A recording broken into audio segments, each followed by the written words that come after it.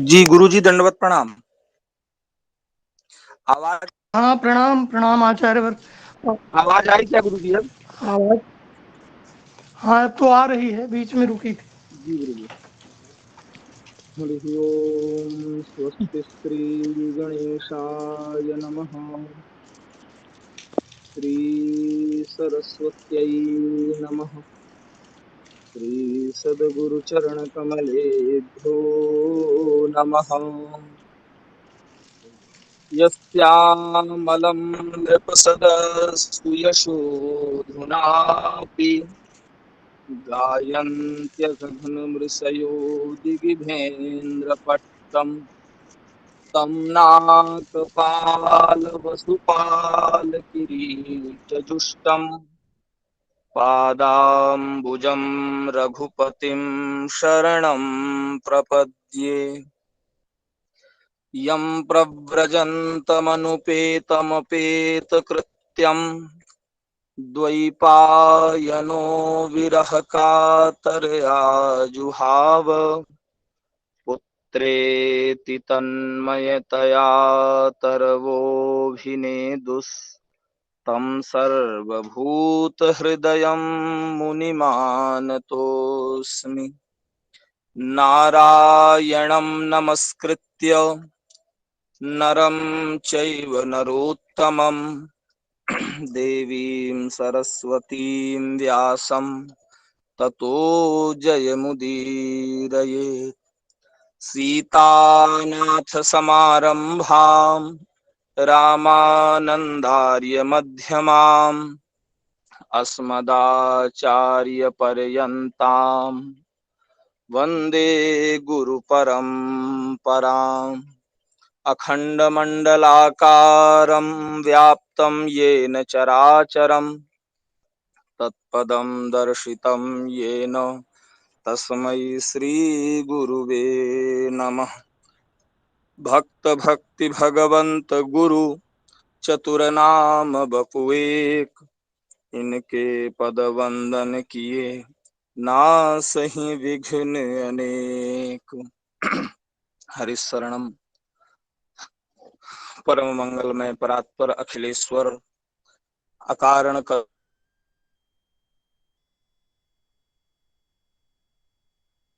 करुणावर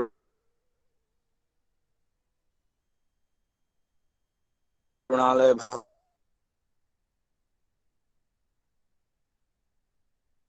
भक्तवांछा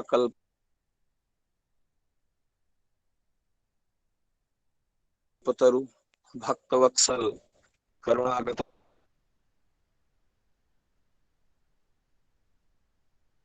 वत्सल भगवान श्री बालकृष्ण लाल की वांगमयी प्रतिमूर्ति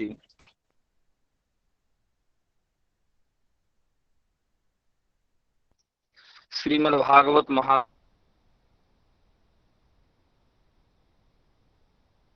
महापुराण के कालेও किछि शुभुनी माध्यम से हम सब लोगों को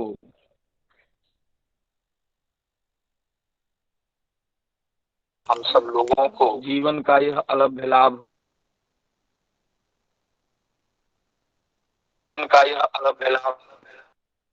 सुनाई नहीं पड़ती जी। दिनानाथ जी, आपका थोड़ा सा नेटवर्क भी क्या दिक्कत है? प्राप्त हो रहा, सुनाई नहीं पड़ रहा है अच्छी तरह से, आवाज नहीं आती है गुरुजनों की कृपा से हम लोग नित्य ही इस भागवत की भागीरथी में अवगाहन कर आपकी आवाज के अपने जीवन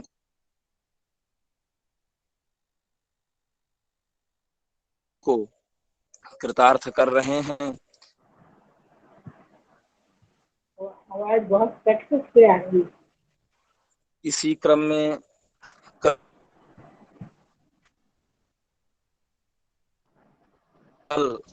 गुरुदेव भगवान के मुखारविंद से हमको लगता है गुरु जी को कथा प्रारंभ करनी चाहिए, इनकी आवाज नहीं आ पा रही है। प्रसंग चल रहा है। आवाज बहुत कट कट के आ रही है। परीक्षित के जन्म के विषय में जब प्रश्न किया है सूत जी महाराज से शौनकादि ऋषियों ने, तो महाभारत का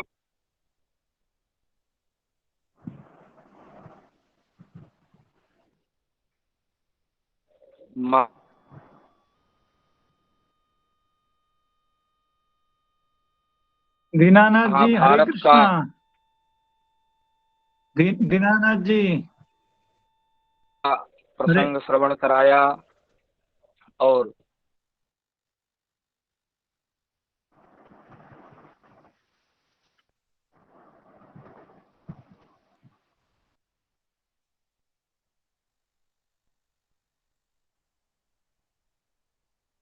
आवाज गई। जय सिया राम। हम गुरु जी को कथा प्रारंभ करने के लिए विनय करता हूँ, क्योंकि उनका नेटवर्क सही नहीं है।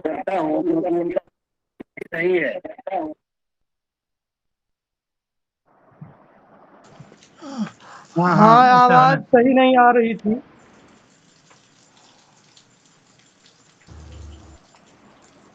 गुरु जी के मुखार भी थे। हाँ जी, आप प्रारंभ कर रहे हैं। वंदेहं श्री गुरु श्रीयुत पद कमलम श्री गुरून् वैष्णवांश्च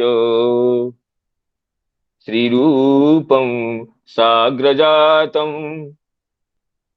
सहगण रघुनाथान्वितं तं सजीवम् साद्वैतं सावधूतं परिजनसहितं कृष्ण चैतन्य देवम् श्री राधा कृष्ण पादान् सहगण ललिता श्री विशाखान्वितांश्च रक्ताम्भोरुहदर्पभञ्जन महासौन्दर्यनेत्रद्वयं मुक्ताहार विलम्बिहेम मुकुटं रत्नोज्ज्वलत्कुण्डलम् वर्षामेघसमाननीलवपुषं ग्रैवेयहारान्वितं पार्श्वे चक्रधरं प्रसन्नवदनं नीलाद्रिनाथं भजे अनर्पितचरीं चिरात् करुणयावतीर्णः खलु समर्पयितु मुन्नतो ज्वलरसां स्वभक्ति श्रियम् हरि पुरटसुन्दरद्वितिकदम्ब सन्दीपितः सदा हृदयकन्दरे स्फुरतु वश्यति नन्दनः जाग्रत्स्वप्नसुषुप्तिषु स्फुरतु मे राधापदाब्जच्छटा वैकुण्ठे नरकेऽथवा मम गति नान्यास्तु राधां विना राधा केलिकथा सुधां बुधिमः वीचिभिरन्दोलितं कालिन्दी तटकुञ्जमन्दिरवरा लिन्दे मनो विन्दतु गोवर्धनो जयति शैलकुलाधिराजो यो गोपिकाभिरुदितो हरिदासवर्यः कृष्णेन शक्रमखभङ्गकृता समर्चितो यः सप्ताहमस्य करपद्मतलेऽप्यवाच्येत् गङ्गादितीर्थपरिसेवितपादपद्माम् गोलोकसौख्यरसपूरमहिम्ना आप्लाविताखिलसुधासुजलां सुखाब्धौ राधामुकुन्दमुदितां यमुनां नमामि बृन्दावनावनिपते जय सोम सोम मौले सनन्दन सनातन नारदेड्य गोपेश्वर ब्रजविलासि युगाङ्घ्रिपद्मे प्रीतिं प्रयच्छ नितरां निरुपाधिकाङ्मे यस्वानुभावमखिलश्रुतिसारमेकमध्यात्मदीपमतितितीर्षतां तमोऽन्धम् संसारिणां करुणया पुराणगुह्यं तं व्याससूनुमुपयामि गुरुं मुनीनां नारायणं नमस्कृत्य नरं चैव नरोत्तमम् देवीं सरस्वतीं व्यासं ततो जयमुदीरयेत्। मूकं करोति वाचालं पङ्गुं लङ्घयते गिरिं। यत्कृपातमहं वन्दे परमानन्दमाधवं। बृन्दायै तुलसीदेवी प्रियायै केशवस्य च। कृष्णभक्तिप्रदे देवी सत्यवत्यै नमो नमः। वाञ्छाकल्पतरुभ्यश्च कृपा सिन्धुभ्यैव च पतितानां पावनेभ्यो वैष्णवेभ्यो नमो नमः। पतितानां पावनेभ्यो वैष्णवेभ्यो नमो नमः। श्रीमद् भागवत महापुराण के इस सांध्य सत्र में समवेत समस्त पूज्य चरण वैष्णव वृंद, गुरुजन वर्ग, मातृ वृंद और मित्र मंडली को विनम्र प्रणाम विनिवेदन करता हूं। आप सभी की अनुकंपा से प्रत्यह प्रातः सायं श्रीमद् भागवत सुधा सुर तरंगिणी में अवगाहन करने का यह मंगलमय दिव्य क्षण उपलब्ध होता है। इसलिए कृतज्ञता विनिवेदन करने के साथ आज की कथा का प्रारंभ करना चाहता हूं। जैसे हमारे पूज्य आचार्य, प्रिय आचार्य दीनानाथ जी मंगलाचरण करके उपक्रम कर रहे थे, लेकिन अंतर्जाल की कुछ व्यवधान होने से, असौविध्य होने से आवाज स्पष्ट नहीं सुनाई पड़ी। ये दुर्भाग्य रहा, लेकिन उनके कंठस्वर से ही, कंठस्वर के श्रवण मात्र से ही अत्यंत हृदय तंत्री में उत्साह और आनंद का संवर्धन हो रहा था। जैसे शुरू करते हुए आज की कथा का उपक्रम करने के लिए चर्चा कर रहे थे, वो अत्यंत श्लाघनीय था। तो आचार्य दीनानाथ जी को और समस्त सुधी श्रोत्र मंडली को पुनः पुनः प्रणाम करते हुए आज की कथा का उपक्रम करना चाहता। तो भगवान ने अर्जुन की परीक्षा ली कि अश्वत्थामा को बांध कर शिविर को लेने वाले अर्जुन को ये बताइए कि तुम इसको वध कर दो, ब्रह्म बंधुं इमं जहि। लेकिन अर्जुन तो भगवान के अंतर के एक एक भाव को जानते हैं। जब भगवान खुद कहते हैं कि पांडवान मम प्राणा ही पांडवा, भाग महाभारत का वचन है, तो पांडवों के पांडव जिनके प्राण है, जो पांडवों के प्राण है, और उनमें पांडवों के जो सर्वश्रेष्ठ वीर गांडीवधारी अर्जुन है, वो भगवान के हृदय के भाव को भला क्यों कैसे न समझे। तो भगवान की परीक्षा में अर्जुन जी उत्तीर्ण होते हैं। भगवान की प्रचोदना पर भी नैच्छद हंतुम गुरुश्रुतम यद्यप्यात्महनं महान, गुरुश्रुत होने से वध नहीं किए। और शिविर में पहुंच करके द्रौपदी के पास उनके जो पुत्रघाती अश्वत्थामा को, सोते हुए बालकों की जिसने हत्या कर दी थी, उसको जब वो खड़ा कर दी, द्रौपदी तो ऐसे रो रही थी, लेकिन उनका हृदय तो अर्जुन से भी अधिक नमनीय कमनीय था। वो कहते वाम स्वभावा कृपया ननाम च, कमनीय स्वभावा द्रौपदी। गुरुपुत्र को ऐसे जुगुप्सित कर्म से, जो कि अबांगमुख खड़े हैं, जो कि पशु जैसे बांध कर लाया गया है, ऐसे देख करके द्रौपदी जी के हृदय करुणा से द्रवित हो जाता है। वो प्रणाम कर लेती है और कहती है मुच्यताम मुच्यताम इस ब्राह्मणो नितराम गुरु। ये तो ब्राह्मण तो सभी के लिए वंदनीय होता है, और ये गुरुपुत्र है, जिन गुरु से आप गोपनीय मंत्रों के साथ अस्त्रों के प्रयोग करना और उपसंहार करना समस्त विधि की शिक्षा प्राप्त की है।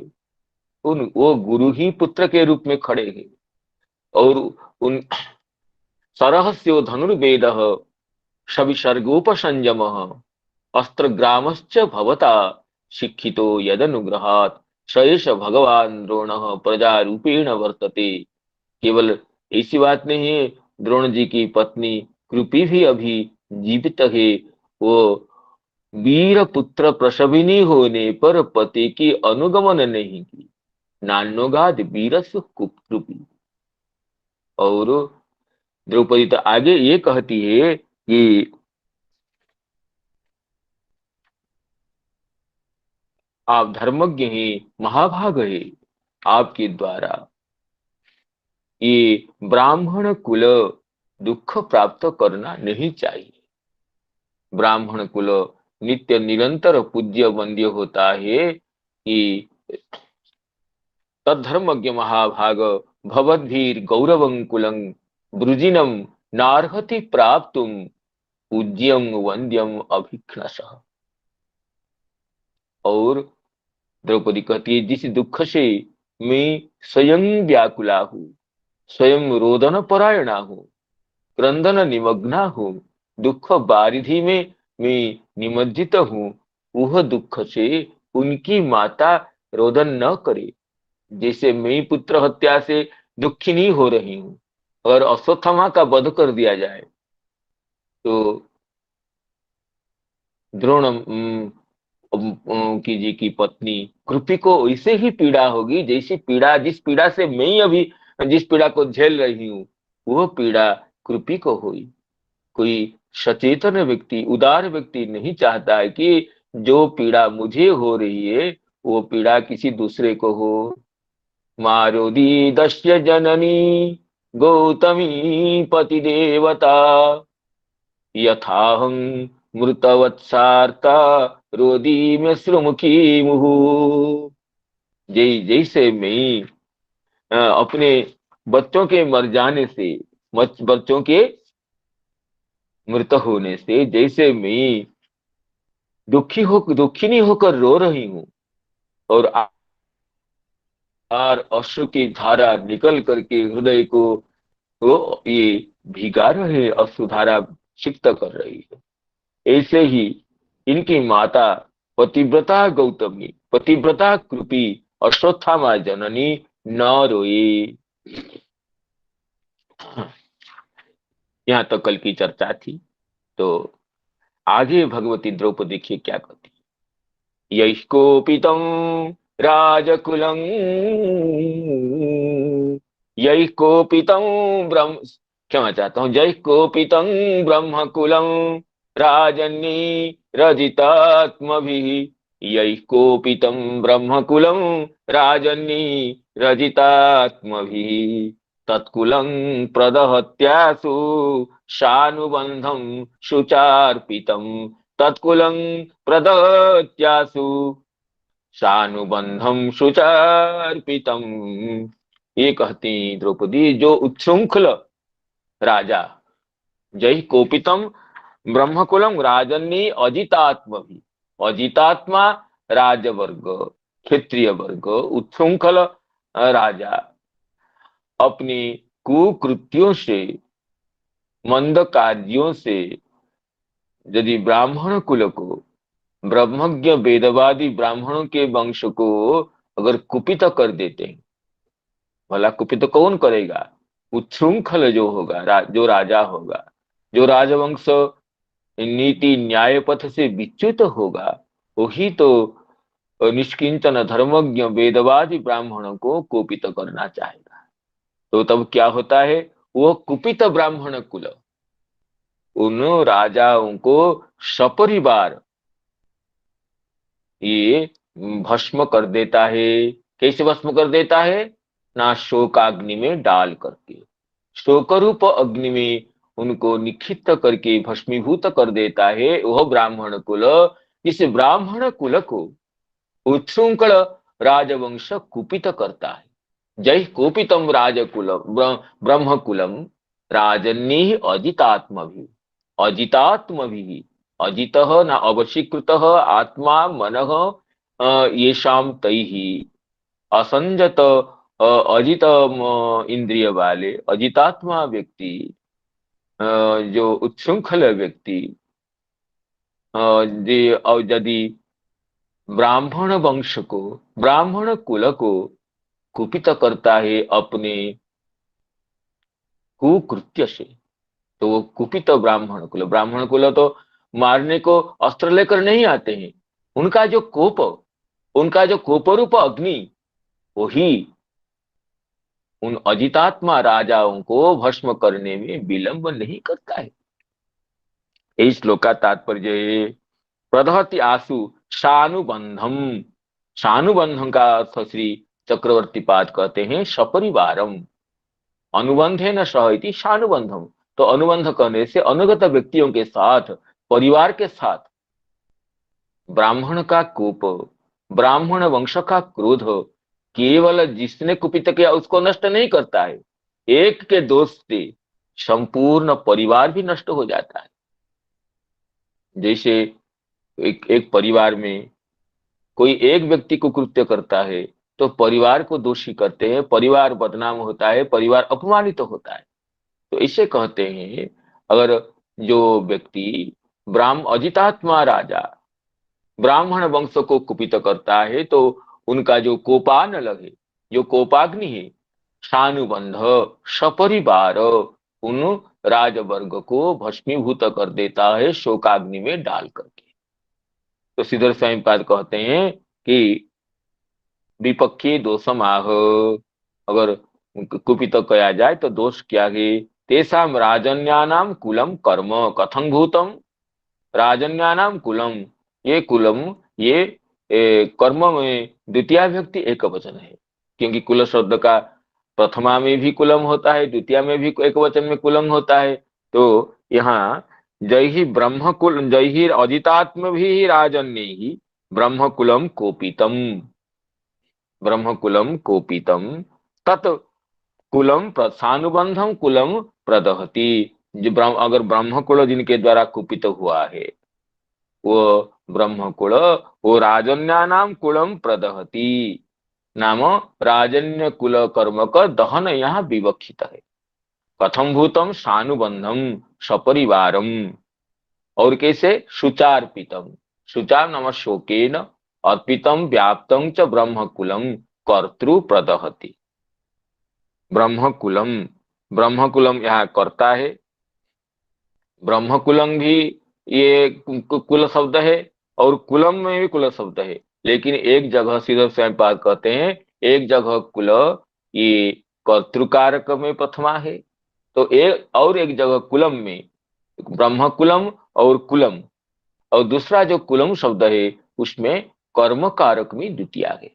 तो ब्रह्म कुल, कोई सा ब्रह्म कुल ना तद ब्रह्म कुलम अजितात्म भी राजन्नी, जय ही अजितात्म भी राजन्नी ब्रह्म कुलम कोपितम तत् ब्रह्म कुलम किं करोति तदेव ब्रह्म कुलम तत्कुलम प्रदहति। तत्कुलम नाम राजन्यानाम कुलम क्षत्रियाणाम कुलम प्रदहति प्रकर्षेण दहति। कथं भूतम न सानुबंधम सपरिवारम कीदृशं ब्रह्म कुलम न शुचार्पितम शुचा शोकेन अर्पितम व्याप्तम च।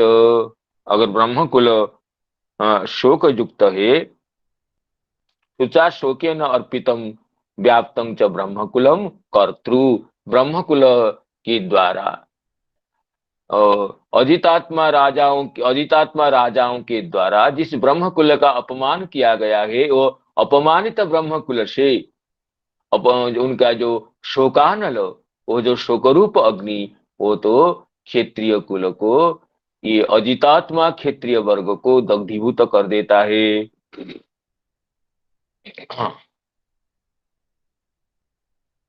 इसमें कुलम भी जय कोपितम ब्रह्म कुलम राजन्नीरजितात्म भी तत्कुलम प्रदहत्यासु शानुबंधम सुचार्पितम। तो श्री चक्रवर्ती पादवी इसी विषय को कहते हैं शानुबंधम सपरिवारम। शुचायाम अर्पितम शोक व्याप्तम। और शुचार्पितम का समास वहां शुचा शोकेन अर्पितम व्याप्तम कहते श्रीधर स्वामी पाद, जबकि श्री चक्रवर्ती पाद उसी अर्थ को सप्तमी समास करते हुए कहते हैं शुचायाम शो शोके अर्पितम शोक व्याप्तम तत्कुलम कर्म प्रदहति ब्रह्मकुलम एवं कर्तृ। अर्थात ब्रह्म कुल के द्वारा क्षत्रिय कुल का दहन होता है अगर ब्रह्म कुल क्षत्रिय कुल से अपमानित होता है। ये भगवती द्रौपदी का वचन है अर्जुन जी के लिए। श्रुतोवाच, इस तरह जब द्रौपदी जी के सामने अर्जुन अश्वत्थामा को बांध करके लाकर खड़े कर देते हैं, तब तो भगवती द्रौपदी ऐसी कहती है। तो आगे आगे क्या क्या प्रसंग है, क्या घटना हुई, इसको सुत जी कहते हैं। सुत उवाच, धर्म्यम न्याज्यम सकरुणम निर्व्यलीकम समं महत राजा धर्मसुतो राज्ञा प्रत्यनंदद वचो द्विजा। धर्म्यम न्याय्यम सकरुणं निर्व्यलीकं समं महत् निर्व्यलीकं समं महत् राजा धर्मसुतो राज्ञः प्रत्यनंदद वचो द्विजा। तो कहते हैं, ये सुत जी कहते हैं, शौनकादि ऋषियों सुनो, द्रौपदी जी के बात कैसे थी? धर्म युक्त और न्याय युक्त भी थी। धर्म्यं न्याज्यम सकरुणम, और करुणापूर्ण भी थी। और ये इसमें कपट कोई नहीं था। निर्व्यलीकम, और करुणा और समता भी थी। सकरुणं समं, और ये अत्यंत महत्वपूर्ण था, महत। अतएव राजा युधिष्ठिर, जो कि अजात शत्रु है, धर्मराज है, कभी भी किसी भी स्थिति में धर्म का उल्लंघन न करना जिनका स्वाभाविक धर्म स्वस्वरूप था। सुनो, राजा युधिष्ठिर, धर्मराज युधिष्ठिर प्रत्यनंदत, रानी के इस हित भरे वचनों का, इसे धर्मपूर्ण न्यायपूर्ण करुणायुक्त वचनों का अभिनंदन किया, साधु साधु बताया। अभी अभी रात में सोए हुए पुत्रों की हत्या हुई है। द्रौपदी अश्वत्थामा को प्रणाम करके कह रहे, इनको छोड़ दीजिए, इनकी अपमान तो नहीं करना चाहिए। और धर्मराज युधिष्ठिर इनके वचनों का अभिनंदन किए। तो इसमें कहते हैं, श्री श्रीधर स्वामीपाद कहते हैं, धर्म्यम न्याज्यम सकरुणम निर्व्यलीकम समं महत्। धर्म्यम इत्यादयो वचस षड्गुणा पूर्व श्लोक षटके द्रष्टव्या। द्रौपदी के वचन में कुल 6 श्लोक रहे। उन 6 श्लोक में ये 6 गुण है जो सुत जी कह रहे हैं। धर्म्यं न्याज्यं सकरुणं निर्व्यलीकं समं महत्, ये जो 6 गुण है द्रौपदी के, ये इन वचनों में दर्शनीय है। धर्म्यम नाम धर्मात् अनपेतम, धर्म पथ्यर्थ न्यायाद अनपेते। इस तद्धित के सूत्र से यहाँ धर्म शब्द से अनपेत अर्थ में यत् प्रत्यय हुआ। धर्मात् अनपेतम धर्म्यम, न्यायात् अनपेतम न्याय्यम, धर्म पथ्यर्थ न्यायाद अनपेते। धर्म पथ अर्थ और न्याय, इनसे अनपेत अर्थ में, नाम जो अपेत नहीं है, विच्छिन्न नहीं है, इस अर्थ में यत् प्रत्यय होने से धर्मात् अनपेतम धर्म्यम, न्यायात् अनपेतम न्याय्यम। तो भगवती द्रौपदी का वचन धर्म से अपेत नहीं, ये अनपेत था, अर्थात तो अपेत नहीं था। धर्मात् अनपेतम, धर्म युक्त था। और धर्म, तो धर्म्यम न्याज्यम सकरुणम निर्व्यलीकम समं महत्।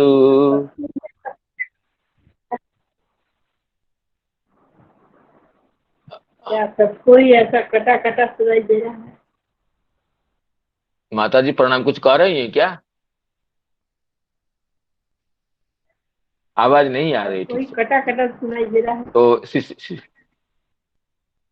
आवाज नहीं आ रही क्या? तो एक बार लेफ्ट क्या? हाँ हाँ, और सभी के लिए ऐसे हो रहा है क्या? जी नहीं नहीं गुरुजी। नहीं, आवाज आपकी ठीक आ रही है, माता जी की हाँ कोई समस्या है?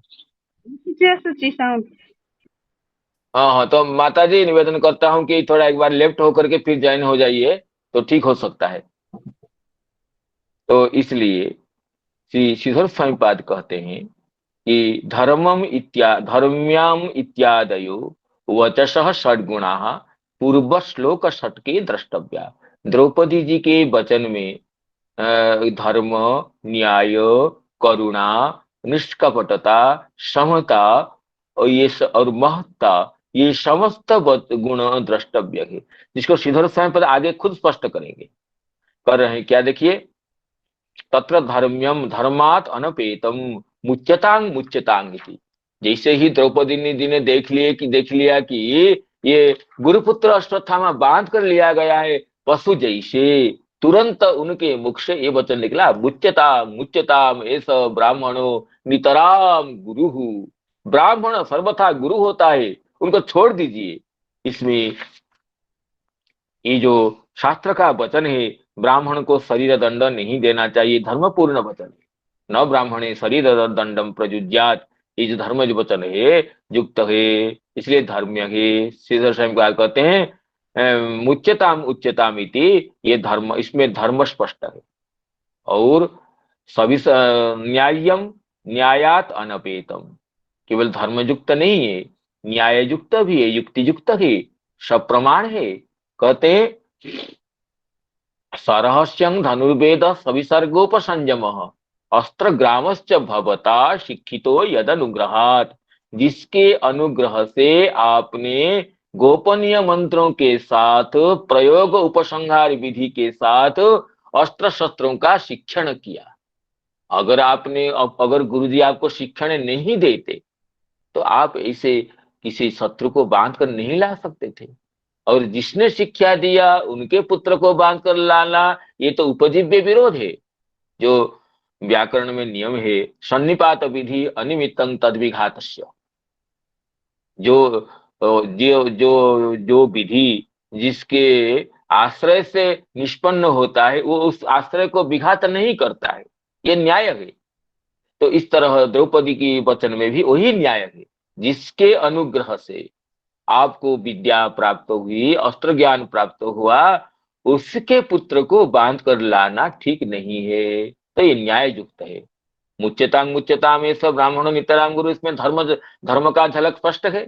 और सरहस्यम धनुर्वेद सविसर्गोपसंयम इत्यादि में ये न्यायपूर्ण नाम युक्ति पूर्णता, ये इसमें युक्ति पूर्णता की प्रतिष्ठा है।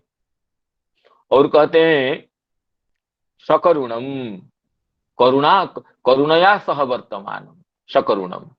द्रौपदी जी का वचन सकरुण है। क्यों? द्रौपदी कहते हैं तस्यात् मनोर्धं पत्न्यास्ते नान्योगाद वीर सुकृपी। और पत्नी रहते रहते पति का देहांत हो जाता है, ये तो पतिव्रता नारी के लिए क्लेशप्रद होता है। तो भगवती द्रौपदी उस करुणा से कहती है कि तस्यात् मनोर्धम पत्न्यास्ते, द्रोण जी के परमधाम पधारने पर भी ये तो उनकी पत्नी वीर प्रसविनी पत्नी पति की अनुगमन नहीं की और पुत्र के सहारे बच रही है, तो पुत्र को वध करना कैसे उपयुक्त होगा? ये इसमें करुणा का झलक है। और कह रहे हैं निर्व्यलीकम, व्यलिक कहते कपटता को, और निर्व्यलीकम नाम निष्कपट वचन द्रौपदी जी का है। कैसा वचन?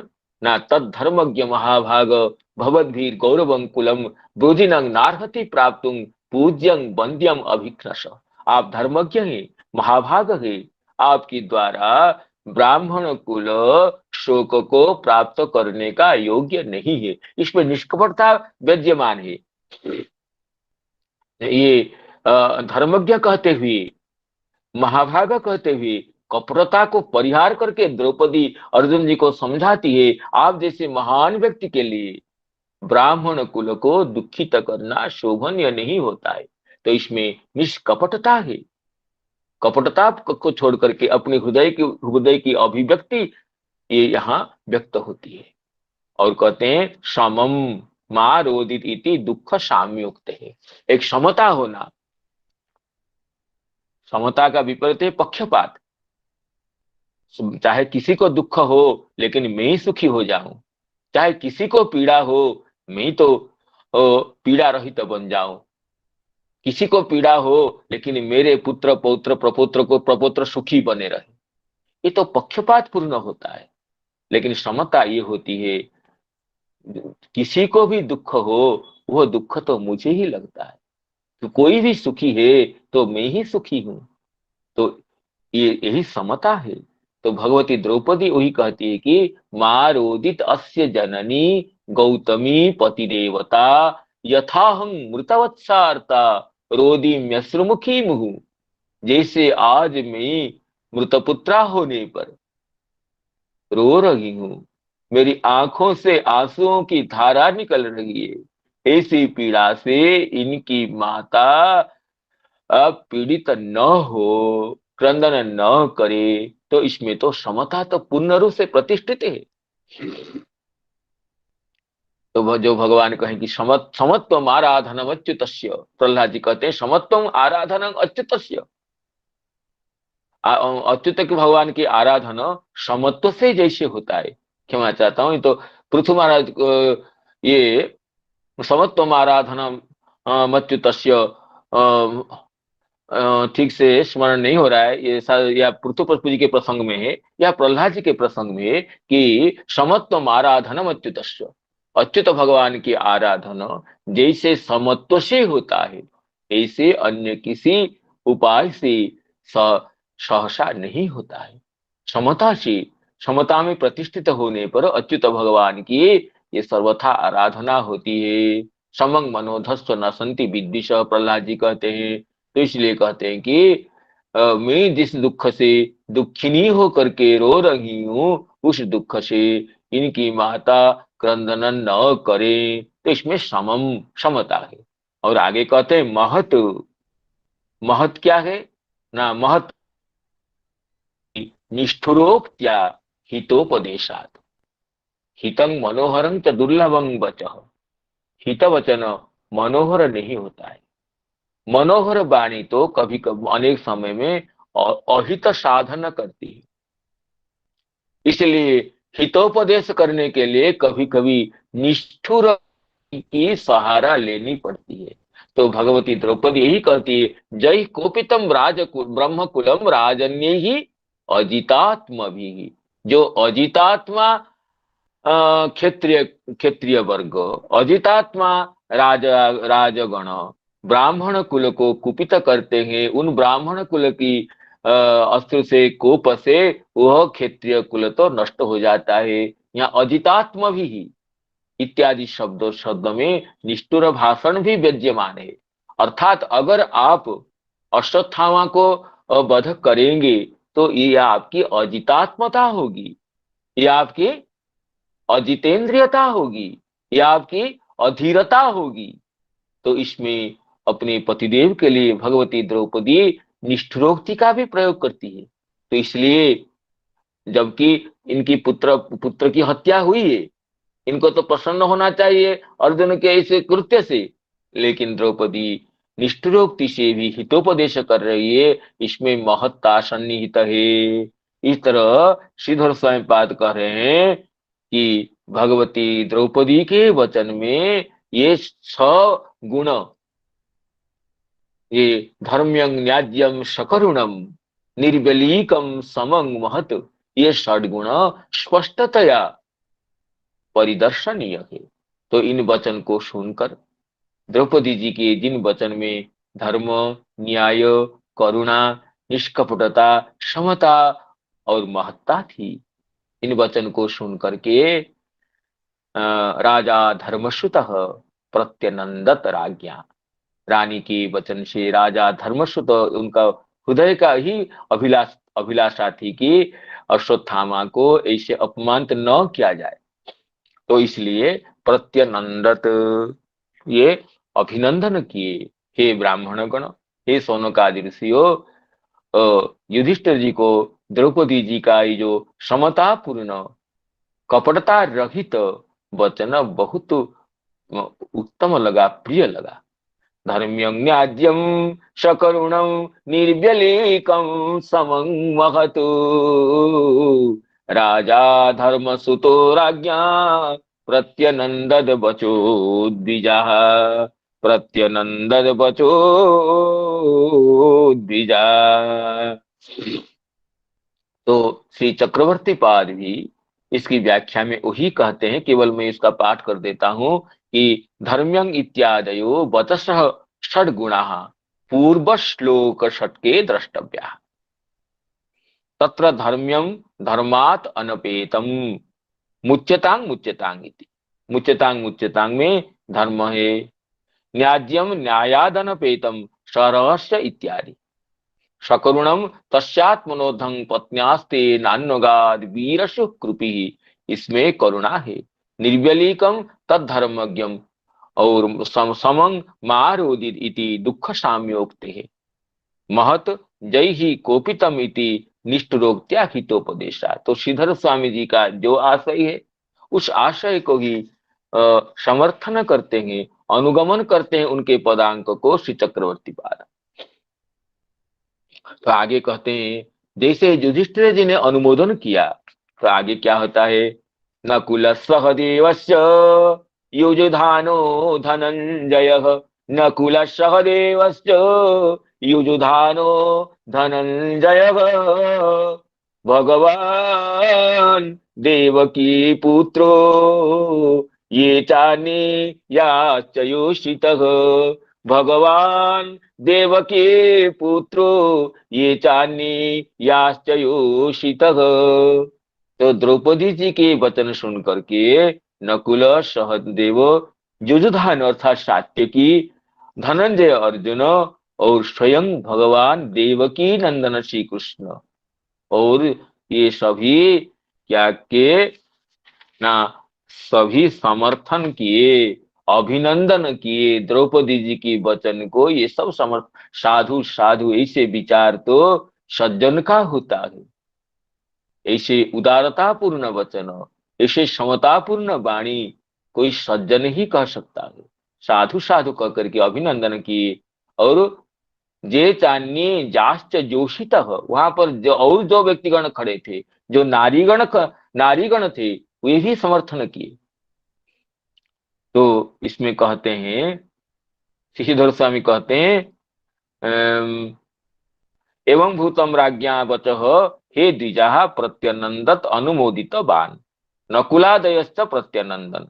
नकुल सहदेव और युधिष्ठिर तो अभिनंदन किएगी, नकुल जी के, सहदेव जी के, श्री कृष्ण भगवान के, अन्य समस्त जो उपस्थित व्यक्तिगण नारीगण भी इसका अनुमोदन किया।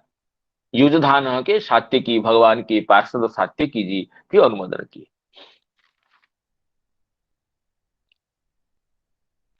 तो आगे कहते केवल कौन रह गए, पंच पांडवों में से युधिष्ठिर जी, अर्जुन जी, नकुल, सहदेव चारों अनुमोदन किए। एक रह जाते हैं भीमसेन जी।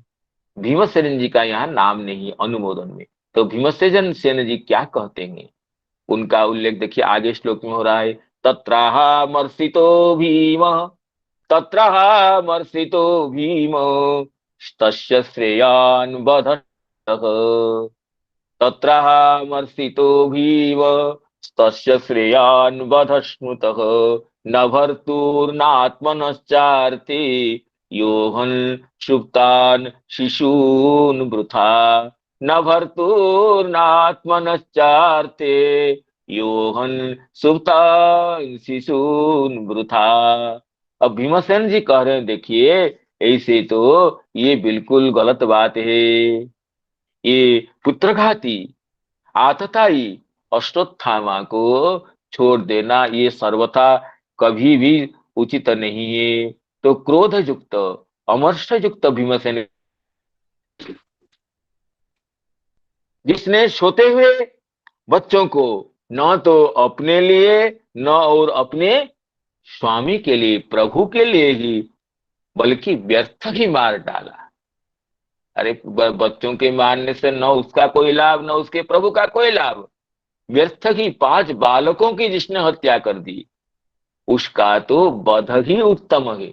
उसका तो वध ही, कभी भी ऐसे दुष्ट आतताई को नहीं छोड़ना चाहिए।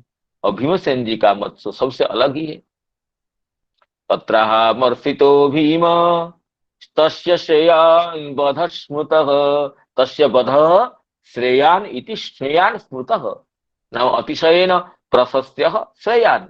वध उसका अतिशय प्रशंसनीय होता है। इसको श्री चक्रवर्ती श्री श्रीधर स्वयं बात कहते हैं, तस्य तथाविधस्य द्रोणे वध एव श्रेष्ठ। क्यों? अन्यथा अस्य नरकपात प्रसंगात।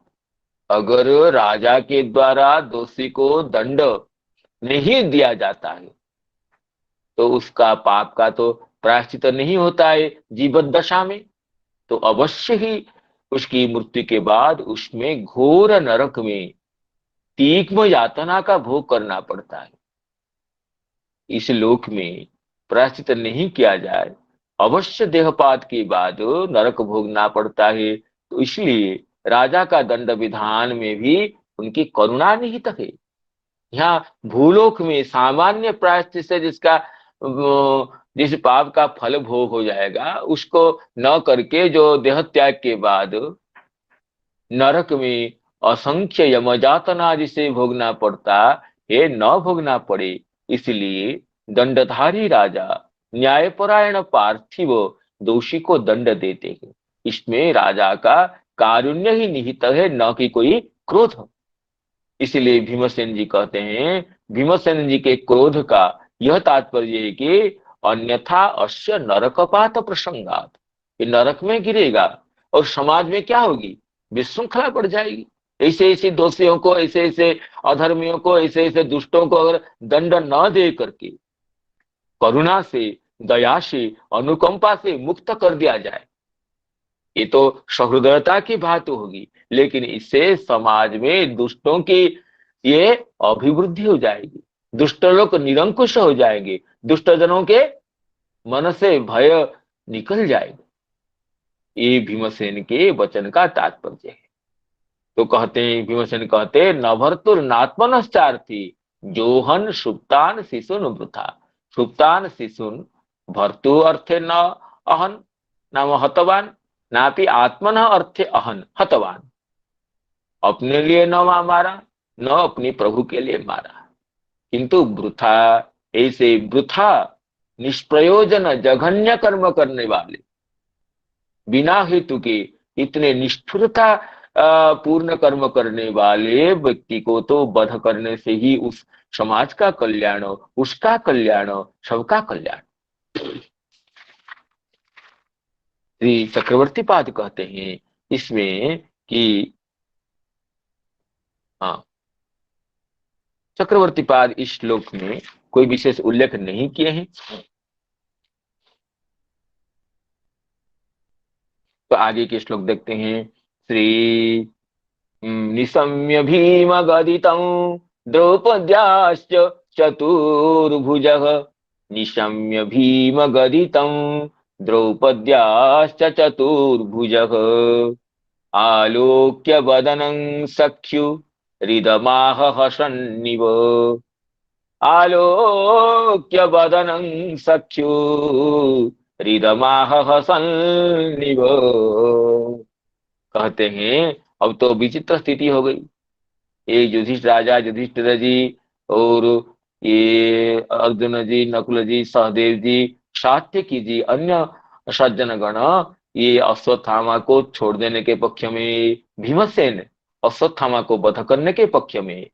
चाहे भीमसेन जी के मत में कोई गरिष्ठता नहीं है, न होने पर भीमसेन तो उपेक्षणीय नहीं है, इनका मत को तो तिरस्कार नहीं कर सकते, उनका मत भी युक्तिपूर्ण है।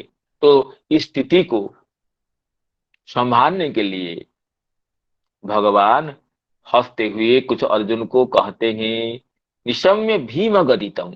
भीमसेन जी के वचन को भीमसेन गदितम निशम्य, भीमसेन के वचन को सुन करके, द्रौपद्याश्च निशम्य, और द्रौपदी जी के करुणापूर्ण वाणी को सुन करके चतुर्भुज भगवान श्री कृष्ण इधर आलोक्य बदनम सख्यु, अपने प्रिय मित्र गांडीवी अर्जुन के बदन को निरीक्षण, जो कि अर्जुन अब किंकर्तव्य विमूढ़ अवस्था में खड़े हैं, क्या करेंगे? अपने बड़े भाई भीमसेन जी की बात मानेंगे या अन्य अन्य वृद्धजन जो है, युधिष्ठिर जी हैं, राम रानी है, और ये सब नकुल सहदेव है, सज्जन गण है, इनकी बात मानेंगे? इस किंकर्तव्य विमूढ़ अवस्था में दंडायमान अर्जुन को भगवान श्री अर्जुन की स्थिति को समझते हुए, इनकी मन की अधीरता को समझते हुए भगवान हंसते हुए जैसे नहीं हंस रहे हैं। और हंसना है तो अर्जुन को अच्छा नहीं लगेगा, क्योंकि मैं इस स्थिति में हूँ, एक तो पुत्र वियोग दुख में दुखी हूँ, और इस जो परिस्थिति है, इस परिस्थिति को संभालने में सुतरां असमर्थ हूँ। और भगवान हंसेंगे तो अर्जुन को खरा, लेकिन भगवान हसन इव, इसे मुखमंडल में ऐसे गंभीरता पूर्ण भाव को व्यक्त करते हुए मानो अर्ध स्मिता को व्यक्त करते, स्मितहास्य को प्रकाश करते, हसन इव इदम आह, यह कहने लगे।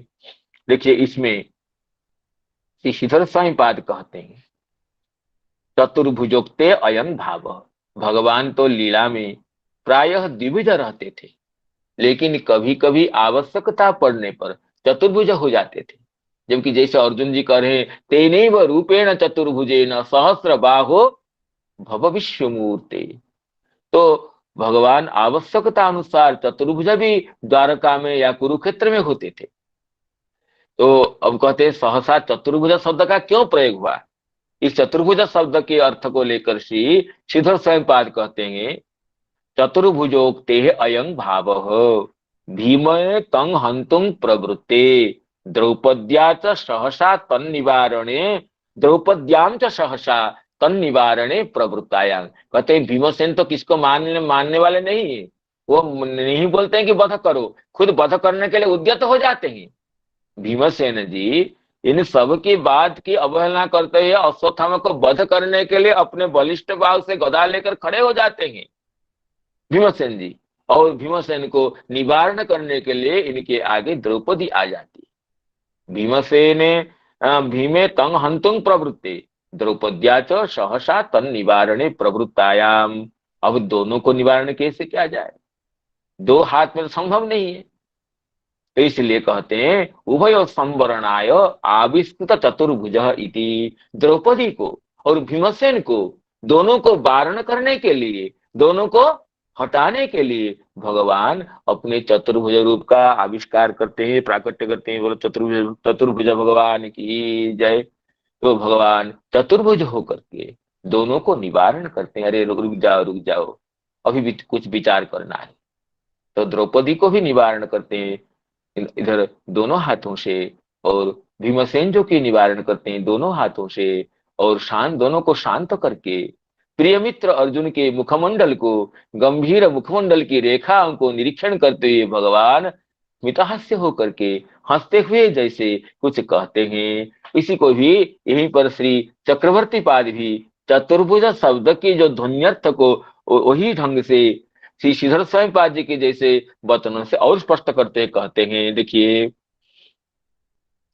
चतुर्भुज इति भीमे तं हन्तुं प्रवृत्ते द्रौपद्यां च तन्निवारणे प्रवृत्तायाम उभयोर वारणम भुज चतुष्टयम उभयो वारणार्थम भुज चतुष्टयम प्रकटयामास इति भाव।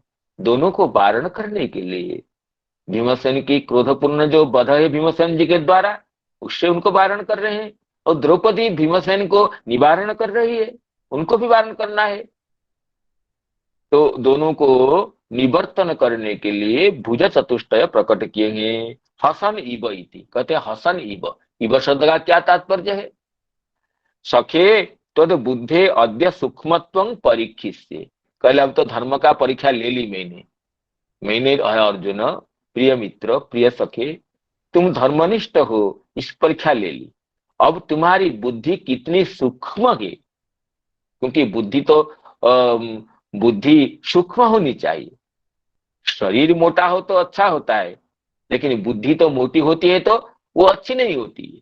शरीर को मोटा होना चाहिए, स्थूल होना चाहिए, बलवान होना चाहिए, लेकिन बुद्धि को सूक्ष्म होना चाहिए। दृश्यते सूक्ष्म या बुद्धियात्मग्र या सूक्ष्मदर्शी भी कहा गया। तो इसलिए तद बुद्धि सूक्ष्मतांग परीक्षिष्ये इत्येतद् व्यंजकम स्मितमात्रम आविष्कुर्वन् न तो हास्यम। कहते हैं, अरे अर्जुन, मेरे प्रिय मित्र, अभी तुम्हारी बुद्धि की सूक्ष्मता की परीक्षा लेना है।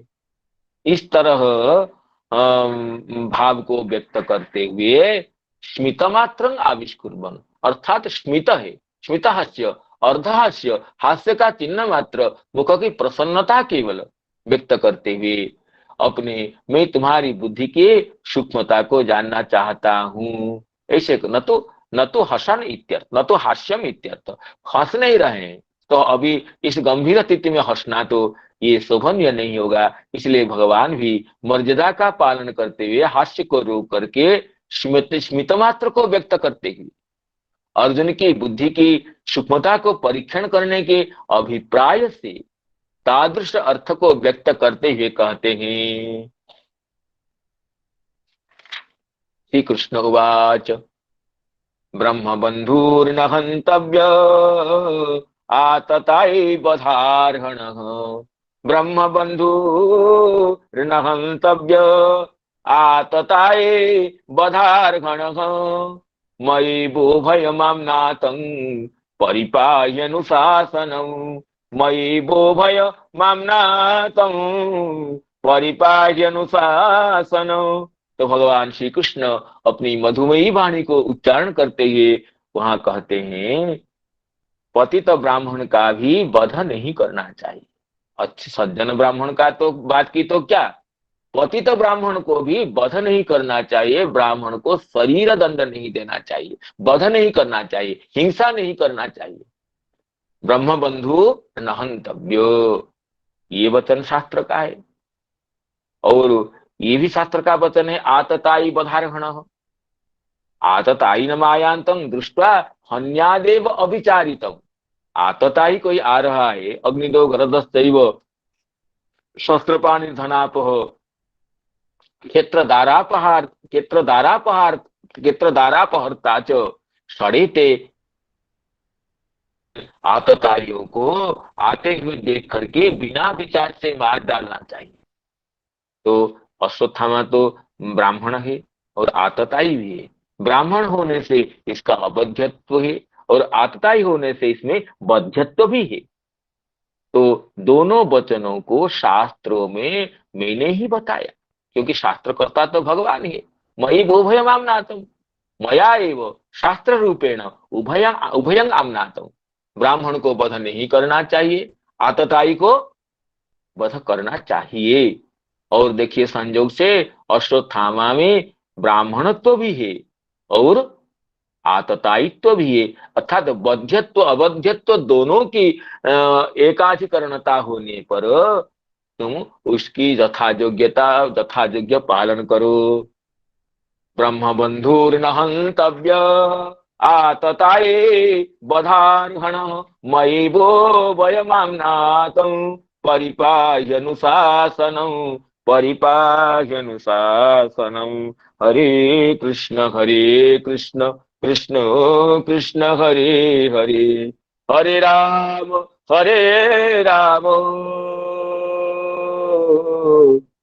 राम राम हरे हरे। श्रीमद् भागवत महापुराण की जय, सभी शत्रु मंडली की जय। जय जय जय श्री राधे श्रीपाद हरे कृष्ण प्रभु जी की जय। प्रणाम प्रणाम।